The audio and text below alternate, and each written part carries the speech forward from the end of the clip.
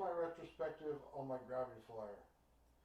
You know, on the internet, I saw Alexei build one of these in Russia, and I decided that's what I want to do. I want to build one of these. I want to see if I can make it work. I want to see if his concept worked, and I wanted to see if I could do it. So, here's the result. I built my own type. I built two of them, one a little older, one newer, and I just wanted to share with you some of the insights that I found. I wanted to share with you things that went wrong, things that went right, and where we're going to go in the future with it. So, anyway, I hope you enjoy, and here we go. So this is my first Graviflyer. I tried to model it just like Alexei's Graviflyer. I tried to cut different materials, build motors that you can see clearly so there's no shrouds or anything around them. And I got it up and spinning, and I put some voltage in it, and I used AC and DC. And I decided to go with DC, and the only reason I didn't continue with this model is it probably weighed 15 pounds. The all threads on it were big, they're heavy. The plate was probably way too big in the center. I didn't care for all the heavy metal on it, so I went ahead and stripped it down and started over and built my own. Here's a look at Alexei's Graviflyer here. You can see the textured discs. I went ahead and found those at my local Lowe's. Also, in these boxes, you see the high voltage power source. It's a flyback transformer. Also, you see a Tesla coil there. He put the wire in the center of the Tesla coil. For those of you who have never seen this, it just looks like sparks are attacking it when you put it down in that tube. And here you see him out in the field. He's got the thing up in the air. Looks nice. Here he is in the house with it lifting. That was a pretty cool moment right there. Made all of us want to build one of these things and see that it worked. So this is the schematic that Alexei gave us. He basically told you that it runs on high voltage DC, that there's a Tesla coil attached to it, that he has a sound unit at the top from an ultrasound machine, and that each plate, one is positive on the top, the bottom one is negative, and that the center plate connects to the Tesla coil. He was kind of vague. There's a line that crosses between the where the Tesla coil goes into the negative of the plate. Usually it hops over, but in this case it just crossed it, which is confusing.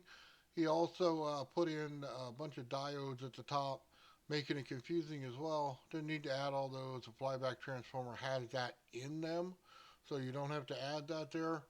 As long as you just specify which transformer you're using. Made a lot of confusion for a lot of people on this. Also, a lot of people tried to up the voltage on this, and I'm one of them. I won't deny that, but it made for some confusing times on this, with him only being what, maybe an inch off the plate, the center plate there. There's no way he got past the flyback transformer and maybe 18 volts at 3 amps, running that without it sparking out. I thought for sure that this thing was just going to lift right off the table. It was shaking all over the place. It looked like it was light as can be. The truth is, it weighs 3 pounds, the whole unit, so it wasn't very heavy. But it looked just like it had massive lift to it. I hooked one flyback transformer up with a ZVS driver. It runs about 380 watts, 19 volts, 2 amps put into it, maybe 3.5 at the most. But I thought for sure it was going to lift. It sparked a lot on the high voltage on the disc. There was not a lot of ion smell in the air. So it was a clue that I had something amiss, but I gave it a run and it looked like it was promising, so I went ahead and continued from there. At this point right here, after seeing it run initially, I thought, well, let's play with the speed a little bit. Let's speed up the upper disc, then slow it down. Let's do the same to the bottom. Let's run it evenly at the same RPM, and let's see what runs the best. Truthfully, the top always ran a little faster than the bottom. The bottom itself had to have more torque to drive it. So it took a little more on the controls actually, but it was probably right under the speed. So we're about 2,800 RPM usually on the top to get a consistent flow, about 26, 2,700 on the bottom. Would like to bring it up more, but it just brings the whole thing out of whack and out of balance. 25 was really good too. So I guess in the end, you couldn't get it to oscillate between the two. But if you get them close enough, that's why I ran it at like 26 on the bottom and then turn the top to 27. At that, it's still balanced okay, but you got a lot more in the same range of frequency between the two discs. So this is just a speed test to see what's going on and see how unbalanced it was, and I finally got it in tune. So most people seeing this for the first time thought probably, you know, is it going to lift? It looks like it's shaking around. It looks like it might go somewhere. Or some of you just thought flat out, this is just something shaking around on the table. And to be honest with you, it turned out to just be something shaking around on the table. I'll play it here for you.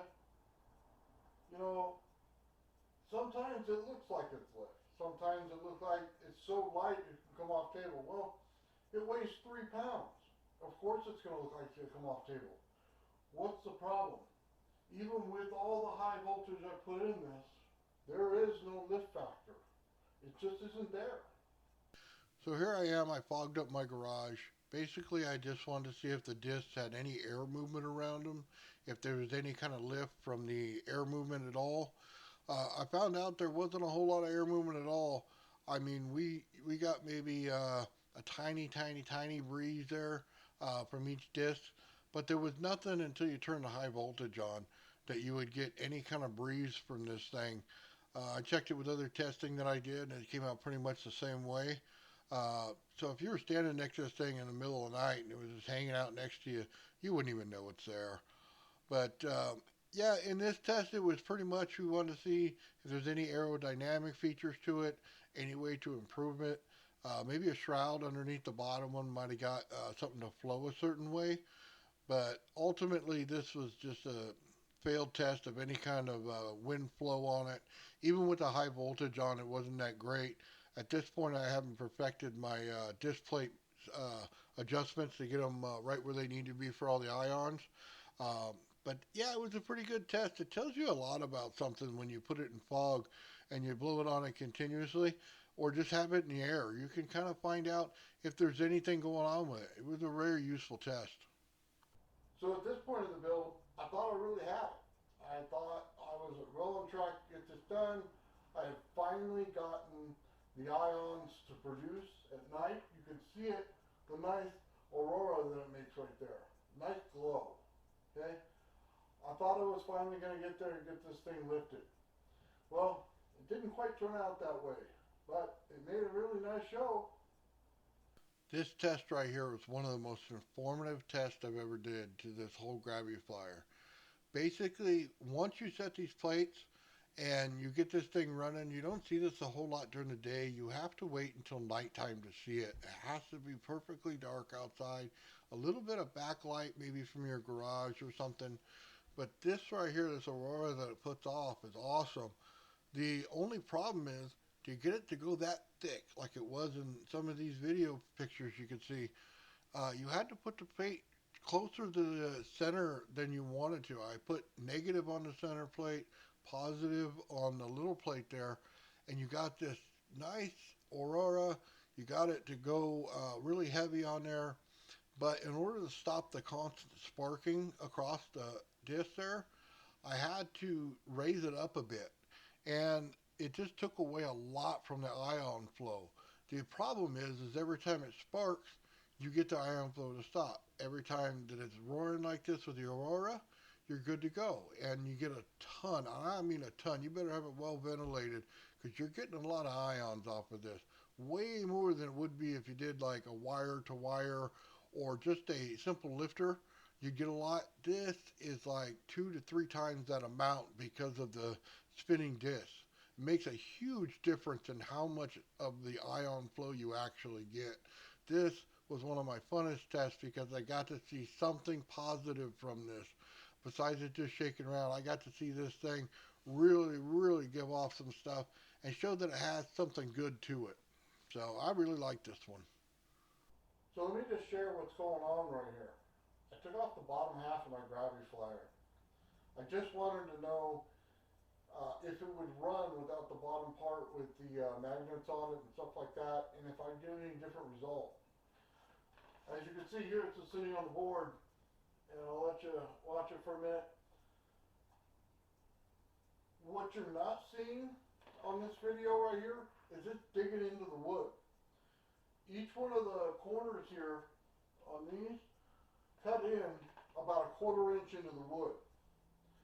Every time that the smaller plate goes to the bigger plate in the voltage, there's a shift. It's pushing it down. So if I flip this thing upside down, it'd be pushing it up. What's the problem? There's not enough of it. It's just not enough there. I can't put enough voltage in it. Every time I put more voltage in it, I have to increase the gap between this plate and this plate, and it keeps getting bigger and bigger. Now, could it possibly work with a lot more voltage? Well, probably more voltage than I want to play with at this time.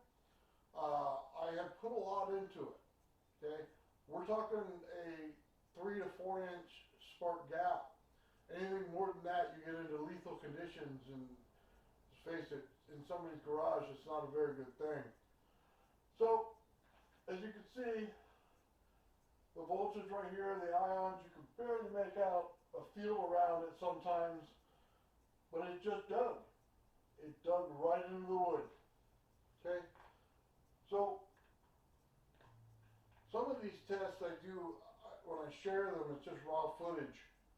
So I just wanted to give you some insight into that. It was digging in. Is there something that could be perceived as lift later on? Well, the answer is yes, and the answer is no. I haven't gotten there yet, so it'd be no. The answer is yes, that it shows signs if the voltage is high enough. Okay? Problem is, I don't have a facility to put this in and put enough voltage in it to make the difference it needs to. Now, it probably took, what was this, probably about a minute to dig about a quarter inch into the wood. So there are signs, okay? So it's not hopeless. It's just not something that I'm able to achieve at this time. At this point here, I had done everything that I could do to this Graviflyer to make it fly. I looked through every tape that Lexi put out. I looked through everything that I could find, every bit of information. I talked to people. I asked them what they thought that they could do to make it lift, and everybody had a different opinion. Some thought it was just in the resonance. Some people thought it was in vibration. Some people thought it was in the air temperature outside. And, there's just various things that you could do to this. And trust me, I tried all of them. So at this point, I just decided voltage is the answer. Let's just slam this thing with some more voltage. So I put two flyback transformers together, run them on a ZVS driver, and it's about 320 watts for the ZVS driver. And then I went ahead and added frequency to it. So if the top plate and bottom plate are within the same frequency range, why not add frequency to it? See if we can't boost that up just a little bit and keep it in the same range. So the frequency is cool. It actually shows you, what sounds it makes at high frequency and stuff like that, which ones are in your range and out of your range of hearing, which is me for a lot because I can't hear much. But anyway, I built Tesla coils for this thing, several of them. I probably built 6 Tesla coils for this thing, various size. Here's an example of a couple. I went ahead and built a bifilar coil for the bottom of this thing. I velcroed it to the bottom and tried to use it. Anything to push those magnets down to get some kind of lift in there. The problem is, and anybody will find this out, when you start rotating something, to get force against the rotation, to get anything to hit that is very hard. It won't force those magnets down. It may create a sound, but it will not force the magnets down. And that was kind of a downfall. So you'd have to run the bottom plate at a very, very low speed in order to see anything. I thought it was going to be real good. To be honest with you, this thing from the beginning probably should have had a Tesla coil right in the center with the bifilar coil in the center of that as a pulse coil, maybe a half the size, would probably have done this thing a lot of good. Um, the rotation should have been separated a little bit, but there's a lot of different things you could do to this. Those are some of the examples I would do when rebuilding it again. But yeah, I basically threw the kitchen sink at this thing, and this is where we are. So let's answer the final question here. Did this thing ultimately work in the end? And, well, the answer is no, because you'd be seeing it flying right in front of my face right now. But did it give us great insight on how to build more UFO type crafts? Absolutely. It showed us different things on how things can dig into the wood or lift just a little bit off the ground with a little bit of voltage. What's the problem? We don't have enough voltage to put into it. Okay? I don't have enough in what I have today to do it. May it work in the future? I can tell you this, if I get a higher power source, I'm sure zapping this bad boy with it. Okay? I'll make all the adjustments for the distance and everything, and we'll see if it works. Okay? At this point, with this distance, I'm going to say it doesn't work. Between the plates and the center plate, there's not enough energy there to make it lift. Is there enough to force it down into the ground? Yes, there is. Is there enough to lift it off the ground? No, there's not. So would I build it again? Yeah, I think I would, to be honest with you, because it taught me so much more. You got to work with high voltage, you got to see plasma arrays, you got to see all kinds of insight into where we need to go with it. I honestly think if you took this thing and put a propeller under it, and I know that sounds bad, but you got it up into the atmosphere, it would have a total different reaction. You got to remember, we're on the surface of the planet. We're being pulled down. Up there, you're being pulled up. It's a whole different world. So I think maybe some testing needs to be done of, and I know it sounds sacrilegious, but maybe you got to put a propeller under it and get this thing high enough where you can find something out. We know a Corona motor works up that high. Let's try one of these. Maybe we'll have a different result. I'm building another one. Matter of fact, I'm building other ones now. Okay? I'm moving distances. I'm getting more voltage. And, you know, one of these days, one of these things is going to work. Unfortunately, it wasn't the day for this one. This one didn't pan out. It didn't work. Great things about it. Learned a lot. But it's just not there. Not yet. And as far as what Alexi did, you make up your own mind on what he did. I'm just telling you what mine did, and this is where I'm at today. Thank you guys for watching. Make sure to like and subscribe. Thank you.